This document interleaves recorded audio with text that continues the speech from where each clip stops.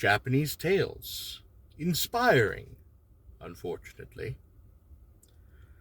The people of Emperor Reise's reign were buzzing over a spate of Tengu mischief when a monk from Mount Heie started home after a little trip down to the city. Walking back toward the mountain along Kicho Avenue, he came to a pack of boys beating a fierce-looking old kite they had caught. He scolded them sharply. "Why do you want to hurt the poor bird?" he asked. They said they were killing it for its feathers. The monk felt so sorry for the kite that he traded his fan for it, and the boys let it go. The good deed made him rather pleased with himself. A bit further on, where the path started up the mountain, a funny, monkish-looking old fellow popped out of the bushes and came panting after the monk. Though the monk did his best to avoid him, the old fellow insisted on accosting him and thanking him effusively for having saved his life. "I don't know what you're talking about," the monk answered cautiously. "Who are you?" "Oh, oh, you remember me. Of course you do. I'm the one the boys were brutally murdering in Kitaju Avenue. How can I ever thank you? If there's any wish of yours, I can make it come true. Any little wish at all. Just tell me. I have a few magical powers, you see, and I'm sure I can do something nice for you." Confused by this astonishing offer, the monk hesitated, but the old fellow continued to insist till he finally replied, "Well, I don't have any special wishes any more, you know. I am 70, after all, and I have lost any interest in fame or any interest in fortune. I hate to think when I'll be born next time, yes, but I don't suppose there's anything you can do about that. So I don't quite know what to say.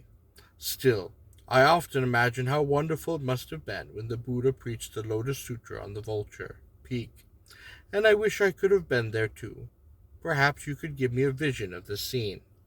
"Oh, yes, of course I can," the old fellow cried. "I'm a veteran at shows like that." He led the monk some distance up the hillside. "Now," he said, "close your eyes. Open them again when you hear the Buddha preaching. But be careful. Do not get carried away and imagine that it's all real.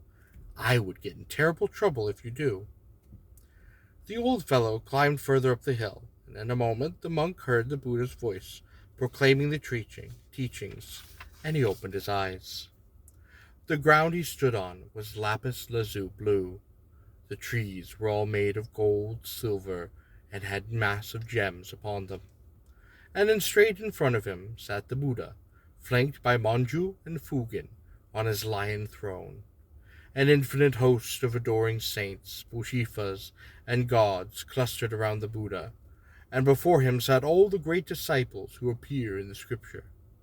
16 kings, each the sovereign over a vast wide realm, were touching their jeweled crowns to the earth in homage. And while the flowers of 4 kinds floated down from the sky, exquisite fragrances perfumed the air, and angels filled the heaven with celestial music. The teaching that poured forth from the Buddha's mouth was immeasurably stirring and most profound. At first the monk was simply awed by the old fellow's amazing skill, but every wonder, every miraculous touch, conspired to persuade him that this vision really was the moment long ago when the living Buddha preached, and he was quickly swept away. Tears of ecstatic joy sprang into his eyes.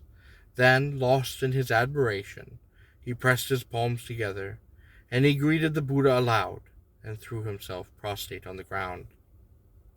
Suddenly, the mountain roared, and the vision vanished as thoroughly as a dream when the dreamer wakes. The monk, almost in shock, found himself as before on the wild mountainside. All he could do was to start walking again. He did not go far before the old fellow was back, complaining most bitterly. "I told you not to get carried away," he scolded. "You promised. Oh, how could you go back on your word like that?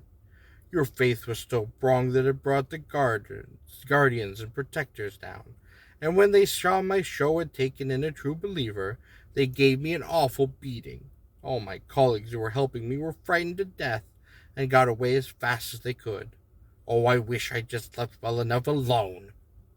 Then he disappeared.